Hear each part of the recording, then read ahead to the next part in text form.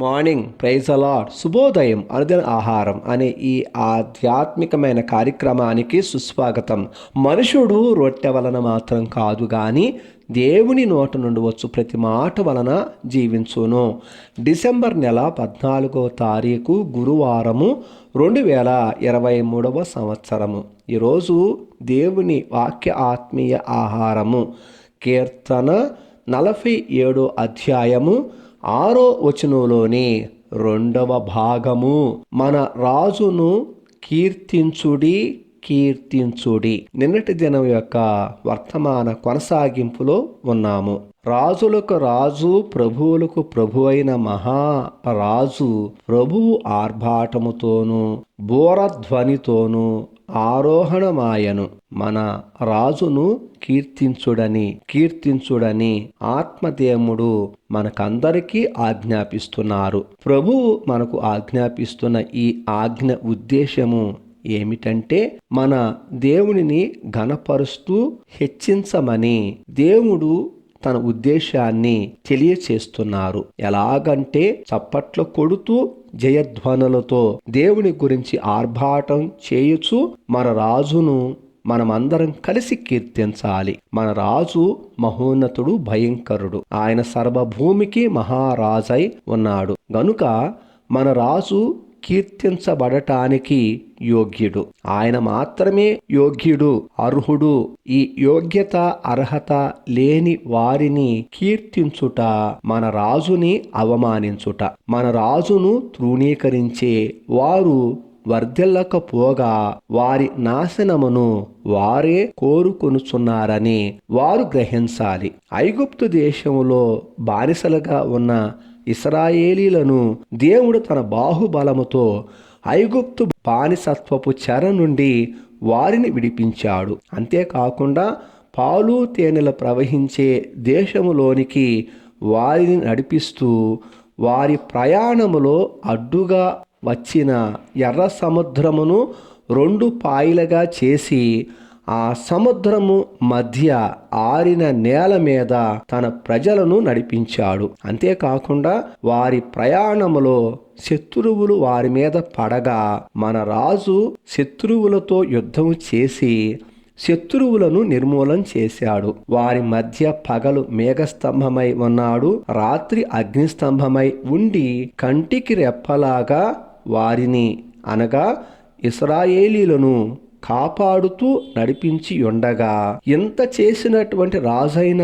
దేవునినే వీరు కీర్తించవలసిన వారై ఉండగా ఒక బంగారు దూడను తయారు చేసుకొని ఆ దూడతో వాళ్ళు అన్నది ఏంటంటే, ఓ ఇశ్రాయేలీలు, ఐగుప్తు దేశములో నుండి నిన్ను రప్పించిన నీ దేవుడు ఇదే అని ఆ విగ్రహమును కీర్తించనారంభించగా దేవుని కోపానికి గురి అయినటువంటి ఆ ప్రజలలో 3,000 మంది కూలిపోయారు. వారి ఇలాంటి అసహ్యకరమైన చేష్టలను బట్టి వారితో ప్రభువు ఇంక మీదట రాను అని అన్నారు.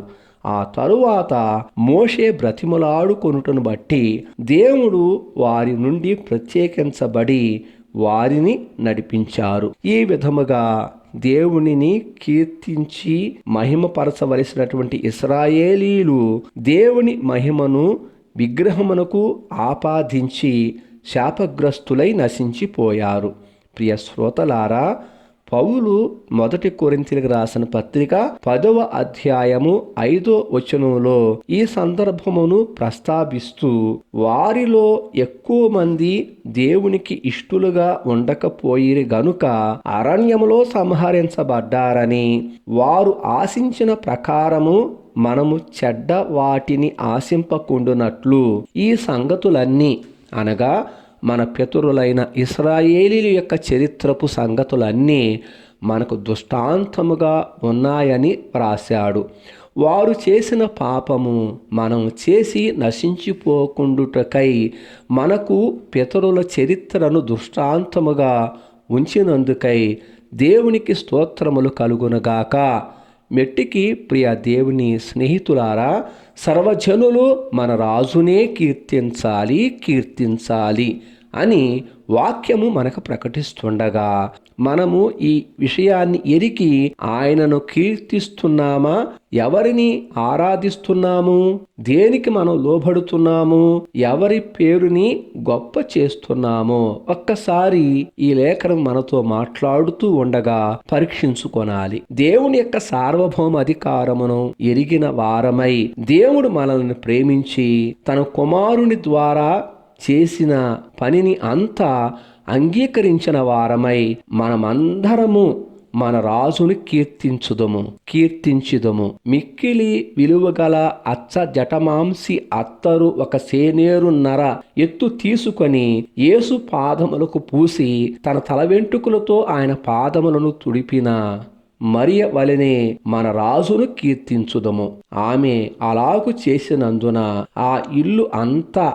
అత్తరు వాసనతో నిండిపోయినట్లే మన ప్రభు యొక్క సన్నిధి చేత మన ఇళ్ళ పరిమళ సువాసనగా ఉండుటకై మనమందరము మన రాజును కీర్తించెదము. ప్రియ దేవుని మిత్రమా, ప్రభువు చెప్పుచున్నారు, చప్పట్లు కొట్టి జయధ్వనులతో దేవుని గురించి ఆర్భాటం చేయుచు మన రాజును కీర్తించమని ఇలాగు మనం చేద్దాం. నిత్యము మన రాజును కీర్తించుదము, మన రాజునే కీర్తించుదము. ప్రభు చిత్తమైతే రేపటి దిన శుభోదయ ఆత్మీయ ఆహారములో దేవుడు సర్వభూమికి రాజై ఉన్నాడు అన్న ఈ వాక్యాన్ని విని ఆత్మీయంగా బలపడదాం. దేవుడు మిమ్మలను మీ కుటుంబాలను సమృద్ధిగా దీవించునుగాక. ప్రార్థన. ప్రేమాస్వరూపుడా, మహాకనికరం కలిగిన మా పరలోకమందున్న తండ్రి, భూమిని ఆకాశమును వాటిలో ఉన్న సమస్తమును చేసిన మా గొప్ప దేవా, నీ పరిశుద్ధ పాదాలకు సాష్టాంగ నమస్కారం చేస్తున్నాను.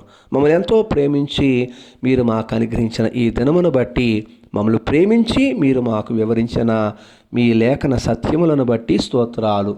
నీవే కీర్తనీయుడువు స్వామి. మా జీవితకాలమంతయు ప్రభువా, నేను మిమ్ములనే కీర్తిస్తాము.